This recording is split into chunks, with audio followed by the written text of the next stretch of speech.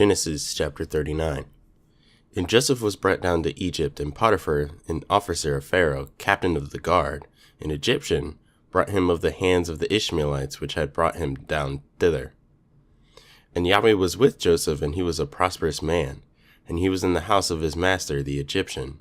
And his master saw that Yahweh was with him, and that Yahweh made all that he did prosper in his hand. And Joseph found grace in his sight, and he served him. And Joseph found grace in his sight and served him, and he made him overseer over his house, and all that he had he put into his hand. And it came to pass from the time that he had made him overseer in his house, and over all that he had, that Yahweh blessed the Egyptian's house for Joseph's sake, and the blessing of Yahweh was upon all that he had in the house and in the field. And he left all that he had in Joseph's hand, and he knew not aught he had, save the bread which he did eat. And Joseph was a goodly person and well favored. And it came to pass after these things that his master's wife cast her eyes upon Joseph, and she said, Lie with me. But he refused, and said unto his master's wife, Behold, my master wotteth not what is with me in the house, and he hath committed all that he had to my hand. There is none greater in this house than I, neither hath he kept back anything from me but thee, because thou art his wife. How then can I do this great wickedness and sin against Elohim? And it came to pass, as she spake to Joseph day by day, that he hearkened not unto her, to lie by her, or to be with her.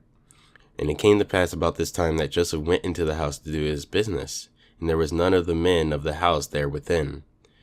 And she caught him by his garment, saying, Lie with me.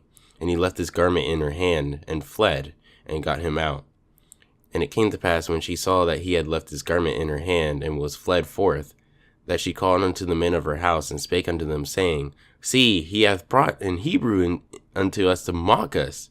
He came in unto me to lie with me, and I cried with a loud voice. And it came to pass, when he heard that I lifted up my voice and cried, that he left his garment with me, and fled, and got him out. And she laid up his garment by her until his master came home. And she spake unto him according to these words, saying, The Hebrew servant which thou hast brought unto us came in unto me to mock me. And it came to pass, as I lifted up my voice and cried, that he left his garment with me, and fled out. And it came to pass, when his master heard the words of his wife which she spake unto him, saying, After this manner did thy servant to me, that his wrath was kindled. And Joseph's master took him and put him in the prison, a place where the king's prisoners were bound, and he was there in the prison. But Yahweh was with Joseph, and showed him mercy, and gave him favor in the sight of the keeper of the prison.